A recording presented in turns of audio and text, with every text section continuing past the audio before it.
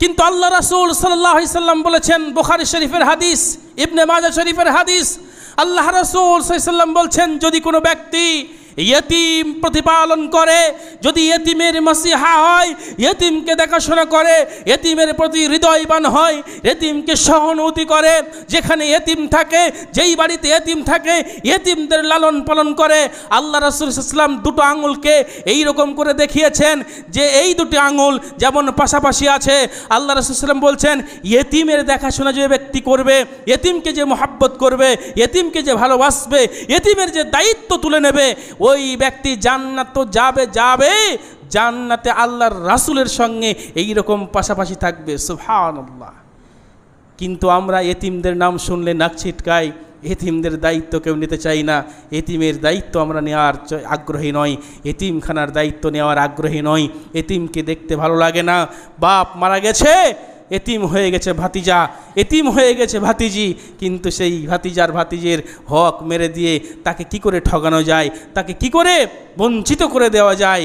হ্যাঁ, শরীয়ত কাজে লাগিয়েছে, এতিম বাপ দাদু থাকা অবস্থায় মারা গেলে আর কিছু পাবে না, কিন্তু ওসিয়তের দিকে খেয়াল থাকে না, তার দিলের ভিতরে রহম তৈরি হয় না, তার দিলের ভিতরে এতিমের প্রতি মায়া জাগে না।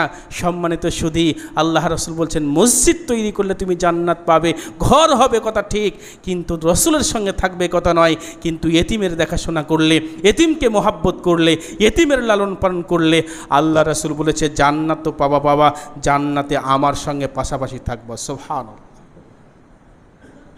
সম্মানিত সুধী, দুনিয়ার মহাব্বত আমাদেরকে ভুলিয়ে দিয়েছে, দুনিয়ার মহাব্বত পিতামাতাকে ভুলিয়ে দিয়েছে, পিতামাতার প্রতি মহাব্বত থাকে না, শ্বশুর শাশুড়ির প্রতি মহাব্বত বেশি হয়। অথচ আল্লাহ রাসূল সাল্লাল্লাহু আলাইহি সাল্লাম বলেছেন, শোনো, তোমার মায়ের পায়ের তলে তোমার জন্য জান্নাত, ইন্না জান্নাতা তাহতা আকদামি, নিশ্চয়ই জান্নাত তোমার মায়ের পায়ের নিচে, নিশ্চয়ই জান্নাত তোমার পিতার কাছে। তোমার পিতামাতাকে দুনিয়াতে ভালোবাসো, পিতামাতাকে ভালোবাসে না মানুষ, বন্ধুকে ভালোবাসে, পিতামাতাকে ভালোবাসে না মানুষ, শ্বশুর শাশুড়িকে ভালোবাসে মানুষ, এগুলো চিন্তা করে না। অথচ জান্নাত ঘরে আছে, জান্নাত দেখতে পাই না, জান্নাত বাইরে থেকে কিনতে চাই। আল্লাহ রাব্বুল আলামিন তিনি ঘোষণা দিয়েছেন, ওয়াকাদা রাব্বুকা আল্লা তা'বুদু ইল্লা ইয়াহু ওয়া বিল ওয়ালিদাইনি ইহসানা। শোনো, আমি ফায়সালা করে দিয়েছি, আমার হুকুম পালন করার পরে, আমার মহব্বত করার পরে, আমার আদেশ পালন করার পরে, আমার গোলামি করার পরে তুমি তোমার পিতামাতার কথা শুনে চলবে। আজ পিতামাতাকে মানুষ ভালোবাসে না। আজকে অর্থ হয়েছে, টাকা হয়েছে, পয়সা হয়েছে, আমি শিক্ষিত হয়েছি, চাকরি পেয়েছি, বড় গাড়ি হয়েছে, পিতামাতা গ্রামে বাস করে, তার দেখাশোনা করার খোঁজ নেই। আমি শহরের মধ্যে জায়গা ক্রয় করেছি, শহরের মধ্যে ফ্ল্যাট নিয়েছি, বউ বাচ্চা, আমি আনন্দের সঙ্গে আছি, আব্বার খোঁজ নেই, মায়ের খোঁজ নেই। আপনার জান্নাত নেই, আপনার জান্নাত নেই। সম্মানিত সুধী, পরকাল যদি আমাদের চিন্তায় থাকতো, পরকাল যদি আমাদের চিন্তায় থাকতো, তাহলে কোরআনকে নিয়ে অনুধাবন করতাম, হাদিসকে নিয়ে অনুধাবন করতাম। জাহান্নামী ব্যক্তিদেরকে কেন্দ্র করে জান্নাতবাসীরা জিজ্ঞেস করবে, কি জিজ্ঞেস করবে? ফি জান্নাতি ইয়াতাসালুন, জান্নাতের মধ্য থেকে জান্নাতবাসীরা জিজ্ঞেস করবে আনিল মুজরিমিন, অপরাধীদেরকে, জাহান্নামীদেরকে, মা সালাকাকুম ফি সাকার, বলো বলো তোমরা এই সাকার নামক ভয়ানক জাহান্নামে কেমন করে আসলে? তারা প্রথম উত্তর দিয়ে বলবে, ক্বালু লাম নাকু মিনাল মুসাল্লিন, আমরা দুনিয়াতে নামাজি ছিলাম না, দুনিয়াতে মুসল্লি ছিলাম না, সালাত আদায় করতাম না। প্রথম নম্বর কারণ তারা বলবে, আমরা সালাত পড়তাম না, বিধায় জাহান্নামে রয়েছি। বলেন তো, আজ আলেম উলামারা, আজ হাদিস ও কোরআনকে কেন্দ্র করে সালাত সম্পর্কে কত কথা বলেন। আজ আপনি বলছেন আমার পরকালীন চিন্তা আছে, জান্নাত ক্রয়ের চিন্তা আছে, আমি আল্লাহকে বিশ্বাস করি, আমি রাসূলকে আইডিয়াল বলে মানি, রাসূলকে আদর্শ বলে মানি। অথচ রাসূল সাল্লাল্লাহু আলাইহি সাল্লাম বলছেন, সালাত হচ্ছে কি? আসসালাহ মিফতাহুল জান্নাহ, সালাত হচ্ছে জান্নাতের চাবি, সালাত হচ্ছে জান্নাতের চাবি। শুধু তাই নয়, বিশ্বনবী মুহাম্মদ রাসূলুল্লাহ সাল্লাল্লাহু আলাইহি সাল্লাম বলেছেন, সালাত হচ্ছে আমার চোখের ঠান্ডা, সলাৎ যদি না থাকে তাহলে আমার চোখ ঠান্ডা হয় না।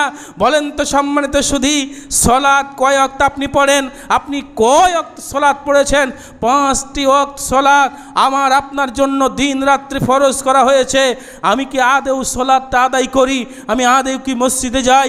আদেও কি সলাৎ আদায় করি? আমার সলাৎ তো হয় বলে মনে হয় না। আমার হয় কিন্তু আমার বইয়ের হয় না, আমার বইয়ের হয় কিন্তু আমার ছেলের হয় না।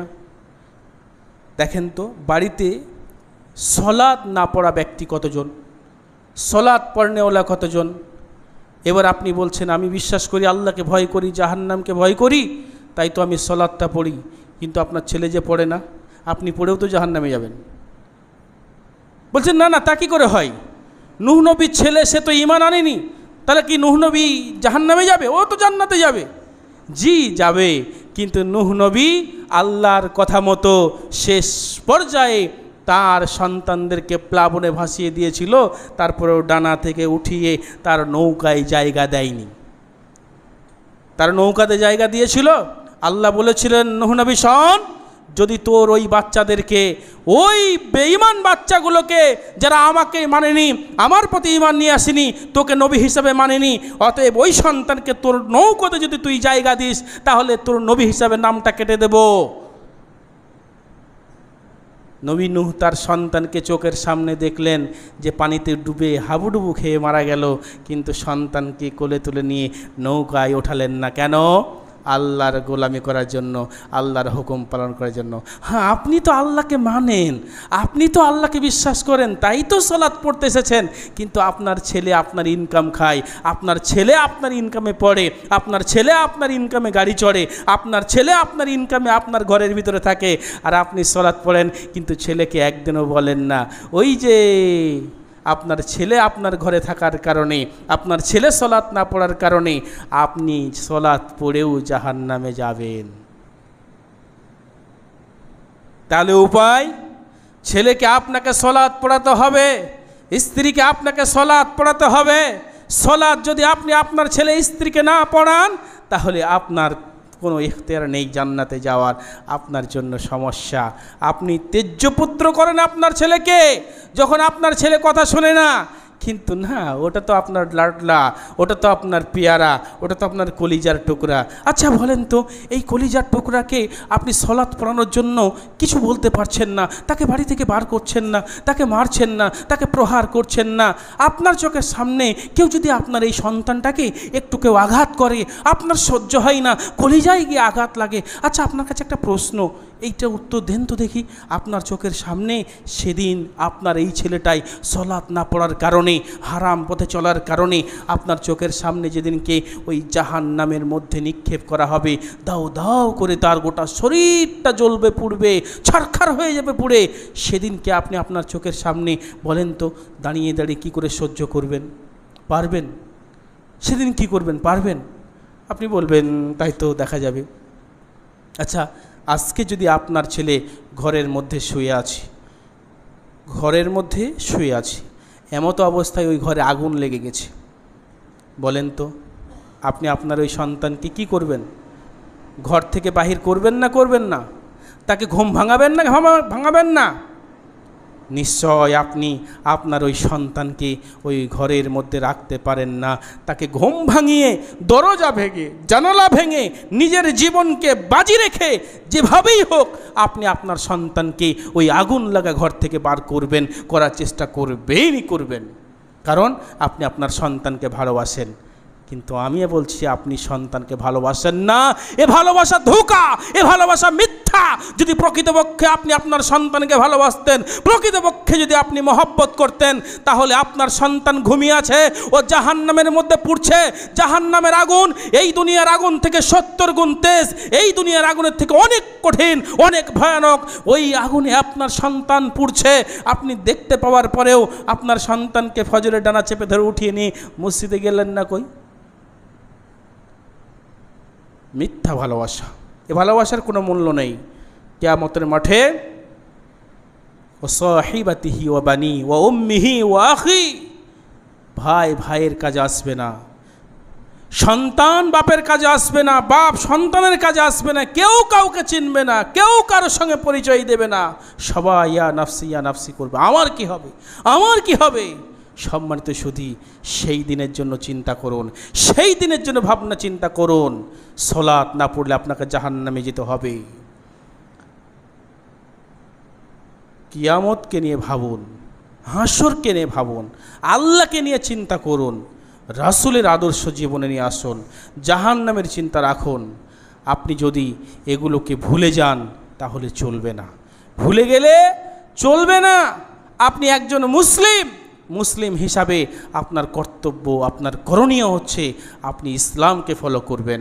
আপনার আদর্শ, আপনার কথাবার্তা, আপনার আচার আচরণ, আপনার সব কিছু প্রমাণ করবে যে আপনি একজন আদর্শবান মুসলিম। সম্মানিত সুধী, মুহাম্মদ রাসূলুল্লাহ সাল্লাল্লাহু আলাইহি ওয়াসাল্লামের আদর্শকে আমার আপনার জীবনে ধারণ করতে হবে।